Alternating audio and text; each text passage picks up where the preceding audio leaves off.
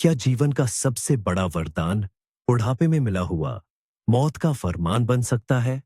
क्या होगा अगर लाखों लोगों द्वारा प्रतीक्षित चमत्कार एक परिवार के लिए अभिशाप बन जाए?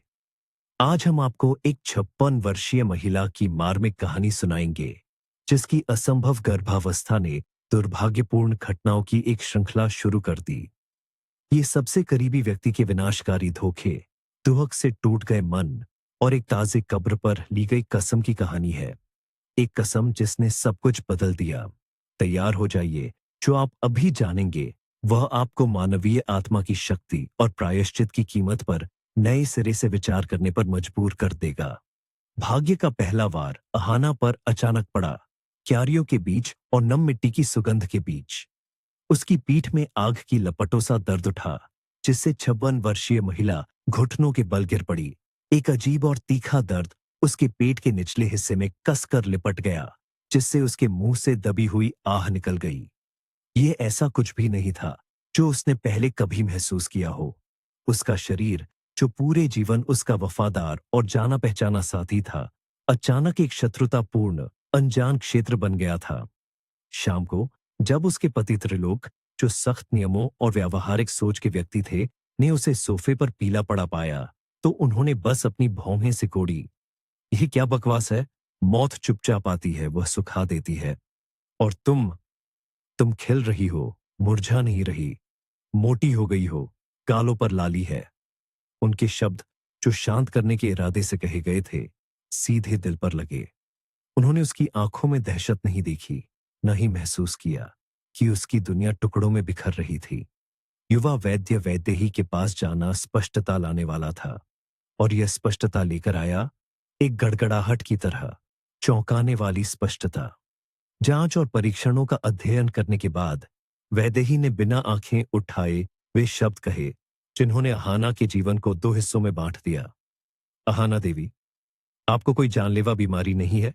आप गर्भवती हैं, लगभग 4 महीने से। और वहां दो हैं। कमरे में हवा घनी, चिपचिपी हो गई। अहाना जड़वत हो गई, डॉक्टर को खाली आंखों से देखती रही। गर्भवती, 56 साल की उम्र में, जुड़वां।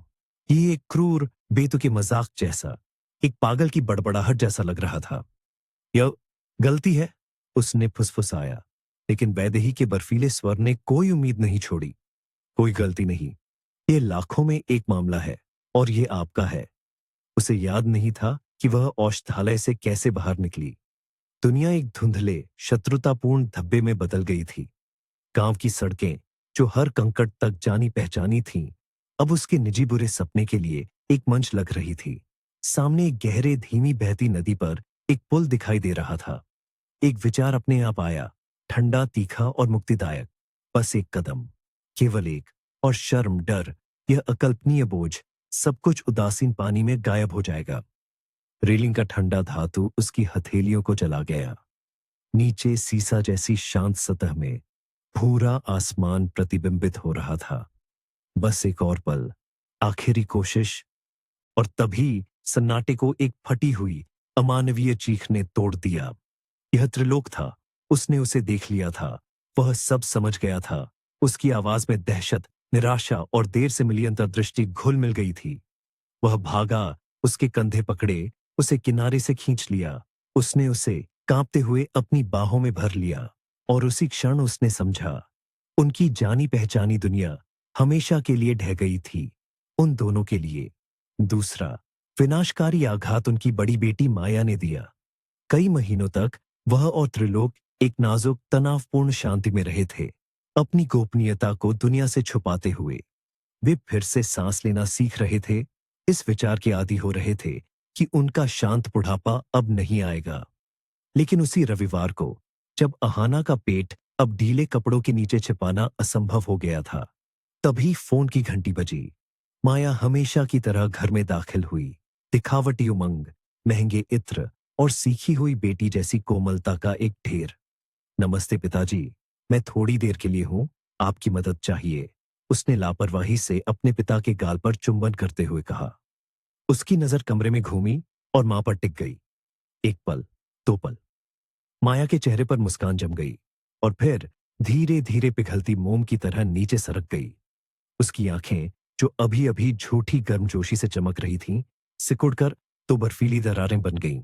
वह अहाना के गोल पेट को देख रही थी और उसका चेहरा घृणा के एक मौत के समान पीले नकाब में बदल रहा था। यति, और क्या बला है? उसने फुफकारा और उसकी आवाज में धातु सी खनक थी। तुम तो बूढ़ी हो? पूरी तरह से पागल हो गई हो क्या? अपनी मां से इस तरह बात करने की हिम्मत मत करना, त्रिलोक चिल्लाया, अपनी पत्नी को बचाते हुए। लेकिन माया को रोकना अब असंभव था। उसने अपने पिता को एक पेस्की मक्खी की तरह झाड़ दिया। और तुम भी उसी रास्ते पर हो? उसने झाड़ घोलते हुए कहा। तुम्हें तो अपनी आत्मा के बारे में सोचना चाहिए, और तुम बच्चे पैदा करने की सोच रहे हो। शर्म की बात है। मुझ पर कोई अतिरिक्त बोझ मत डालना। मुझे अपनी जिंदगी बनानी है, ना कि तुम्हारे बिगड़े बच्चों की देखभाल करनी है। हर शब्द अहाना को सीधा लगा, जिससे उसकी सांस अटक गई। वह अपनी बेटी को, उस खूबसूरत क्रूर चेहरे को देख रही थी और उसे पहचान नहीं पा रही थी। उसके मन में एक ही विचार कौंधा। हमने एक सांप को सीने से लगाया था। वह कुछ कहना चाहती थी, विरोध करना चाहती थी, लेकिन कह नहीं पाई। अचानक दर्द का एक बर्फीला घेरा उसके पेट को कसने लगा। यह इतना असहनीय, इतना तीखा था कि उसकी आंखों के सामने अंधेरा छा गया। उसके शरीर में अंदर से जलन हुई। अहाना दर्द से चीखी, हाथ से दीवार पकड़ ली और धीरे धीरे, जैसे काट दी गई हो, फर्श पर सरकने लगी। त्रिलोक, मेरी तबीयत खराब है, एम्बुलेंस बुलाओ, उसने बेहोश होते हुए, हांफते हुए कहा। वह व्यक्ति दहशत में उसकी ओर भागा। डर से उसका चेहरा विकृत हो गया। लेकिन अभी तो बहुत जल्दी है, समय नहीं हुआ है। वही लड़खड़ाते हुए हाथों से नंबर डायल करने की कोशिश करते हुए बुदबुदाया। अहाना फिर चीखी, और यह चीख अमानवीय पीड़ा से भरी हुई घर के अन्य सभी आवाजों को दबा गई, जो एक अपरिहार्य आपदा का पूर्वाभास थी। त्रासदी का तीसरा अंक ऑपरेशन थिएटर की ठंडी रोशनी में खेला गया। शहर के अस्पताल तक का रास्ता दहशत का एक धुंधला धब्बा था। ऑपरेशन थिएटर के ठीक दरवाजे पर, स्ट्रेचर पर, अहाना एक पल के लिए होश में आई। उसकी आंखें धुंधले दर्द से भरी हुई अपने पति का चेहरा ढूंढ पाई।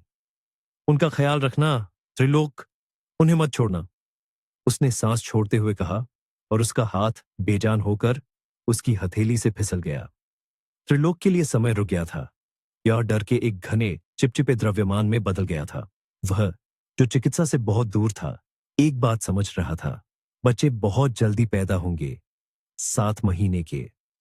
यह शब्द एक सज्जा जैसा लग रहा था। दीवार के पीछे डॉक्टर 3 जिंदगियों के लिए संघर्ष कर रहे थे। ऑपरेशन हो गया तो छोटे झुर्रीदार शरीर दुनिया में आए, जो मुश्किल से जीवन से चिपके हुए थे। और 56 साल की उम्र में वह इसमें क्यों पड़ी? बिल्कुल अक्ल नहीं थी। युवा सर्जन ने दस्ताने उतारते हुए कहा, और बच्चे अगर बच भी गए तो बीमारियों के साथ होंगे, इसमें कोई शक नहीं। उसके सहकर्मी ने हाँ में हाँ मिलाई। उन्होंने नहीं देखा कि कैसे अहाना कुछ सेकंड के लिए बेहोशी से बाहर निकली थी।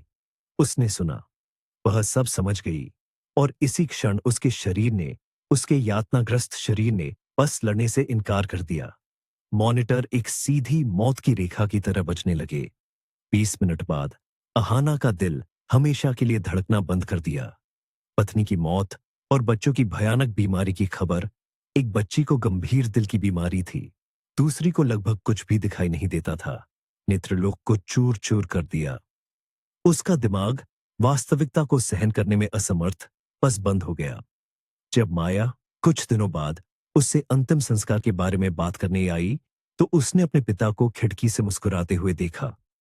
पिताजी, मां का अंतिम संस्कार करना है, उसने घबराकर शुरुआत की।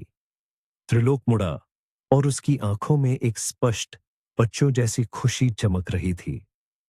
माया, तुम क्या कह रही हो बेटी? मां दादी के घर गई है, मेहमान बनकर, जल्द ही वापस आ जाएंगी। तुम देखो बाहर कितनी धूप है, जाओ घूम कर आओ, नहीं तो जल्द ही स्कूल शुरू हो जाएगा, फिर समय नहीं मिलेगा। माया उसे दहशत भरी नजरों से देख रही थी। वह अब यहां नहीं था, वह वहां था, अतीत में, जहां वे सब युवा और खुश थे। न कोई अपराध बोध महसूस करते हुए, न कोई दया। माया ने ठंडे और गणनात्मक तरीके से वही किया जो उसे सही लगा।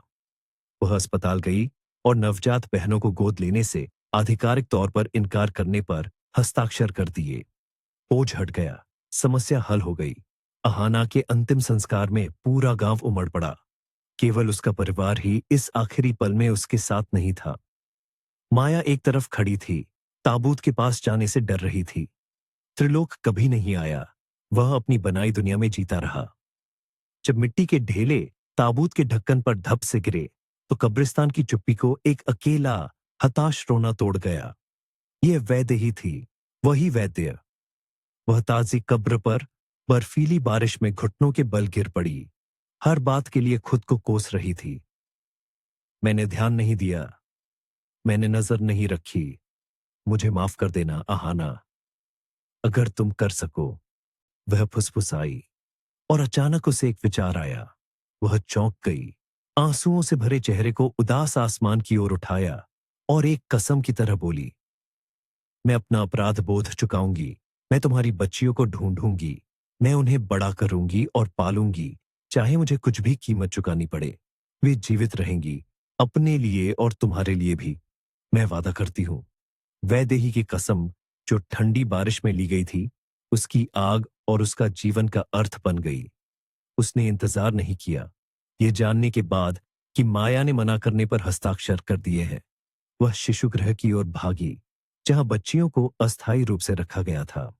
अधीक्षिका का कार्यालय उदासीन तर्क का एक बर्फीला गढ़ निकला।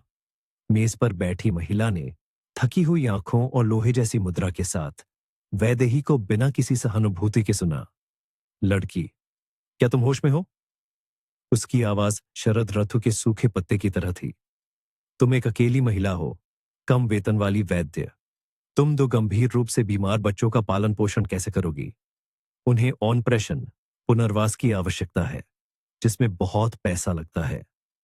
उसका हर शब्द वैदेही की उम्मीद के ताबूत पर एक कील जैसा था। लेकिन मैंने वादा किया था। मैं उसने विरोध करने की कोशिश की। अधीक्षिका ने उसे पूरा बोलने का मौका दिए बिना बीच में ही टोक दिया। तुम्हारे शब्द उन्हें ठीक नहीं करेंगे, और फिर तुम्हें देर हो चुकी है। उनके लिए पहले ही एक पालक परिवार मिल गया है। बहुत धनी, सम्मानित लोग। आज वे अंतिम दस्तावेज ला रहे हैं। ठीक उसी क्षण दरवाजा धीरे से खुला और एक जोड़ा कमरे में दाखिल हुआ। 50 साल के आसपास के एक पुरुष और एक महिला, जिनके चेहरों पर शांत उदासी और दबी हुई उम्मीद जमी हुई थी। उनके हाथों में फाइल देखकर वैदे ही समझ गई कि यह अंत है या आखिरी मौका। और तभी वह फूट पड़ी। वह उछल पड़ी, अधीक्षिका की गुस्से भरी नजर की परवाह न करते हुए, और उस जोड़े से मुखातिब हुई। उसके मुंह से शब्दों का एक सैलाब उमड़ पड़ा, गर्मजोशी भरा, हताश, सच्चा। उसने सब कुछ बताया। अहाना के बारे में, उसके डर और शर्म के बारे में, उसकी अपनी बेटी की क्रूरता के बारे में, दुख से पागल हो चुके पति के बारे में। उसने अपने अपराध बोध और कब्र पर ली गई कसम के बारे में बताया, जो इस दुनिया में उसे थामे रखने वाली एकमात्र चीज थी। उसने मांगा नहीं, उसने विनती की। संजय और अंजलि, उस पुरुष और महिला ने उसे सुना, और उनकी मापी हुई शांति आंखों के सामने टूट रही थी। जब वैदेही शक्तिहीन होकर चुप हो गई, तो कमरे में एक गुंजायमान चुप्पी छा गई। संजय ने उसे देर तक देखा, फिर अपनी पत्नी को, और उसकी आंखों में एक फैसला दिखाई दिया। हम लड़कियों को मना नहीं करेंगे, उसने दृढ़ता से कहा। हम सभी ऑपरेशनों का भुगतान करेंगे। हम उन्हें वह सब कुछ देंगे जो पैसे से खरीदा जा सकता है। लेकिन आप, उसने एक विराम लिया, आप उन्हें वह देंगी जो खरीदा नहीं जा सकता। हम आपको आया का काम नहीं दे रहे हैं। हम आपको उनकी दूसरी मां बनने की पेशकश कर रहे हैं, हमारे साथ रहने की, हमेशा उनके साथ रहने की। 18 साल एक पल की तरह बीत गए, जो रातों की नींद अस्पताल के गलियारों, छोटी जीतों और अंतहीन प्यार से बुना गया था। संजय और अंजलि के पैसे ने चिकित्सा चमत्कार किए, वैदेही के प्यार ने आत्मा का चमत्कार किया। श्रद्धा और आशा नाम की बच्चियां बड़ी हो गईं। दिल की बीमारी और आंखों की समस्याएं अतीत की बात हो गई, जिन्हें सर्वश्रेष्ठ डॉक्टरों और मां की देखभाल ने हरा दिया। वैदेही ने कभी शादी नहीं की। उसे किसी और परिवार की जरूरत नहीं थी। उसका अपना परिवार था और उसके जीवन का सबसे खुशी का दिन वह था जब बड़ी हो चुकी श्रद्धा और आशा ने अपने 18वें जन्मदिन पर उसे गले लगाकर धीरे से कहा, मां, हर चीज के लिए तुम्हारा धन्यवाद। उस शाम गहरे तारों भरे आसमान की ओर देखते हुए वैदेही मुस्कुराई। तुम देखती हो आहाना, मैंने अपना वादा निभाया। तुम्हारी बच्चियां खुश है। अब तुम भी वहां शांति से रह सकती हो और मैं यहां खुश हूं। कभी ना कभी हम जरूर मिलेंगे, मैं वादा करती हूं। अगर आपको ये कहानी पसंद आई तो कृपया लाइक करें, चैनल को सब्सक्राइब करें और अपनी टिप्पणी दें। ये हमारे लिए बहुत महत्वपूर्ण है। आपको क्या लगता है, क्या वैदेही ने अपना पूरा जीवन दूसरे के बच्चों को समर्पित करके सही किया? अपनी राय टिप्पणियों में लिखें।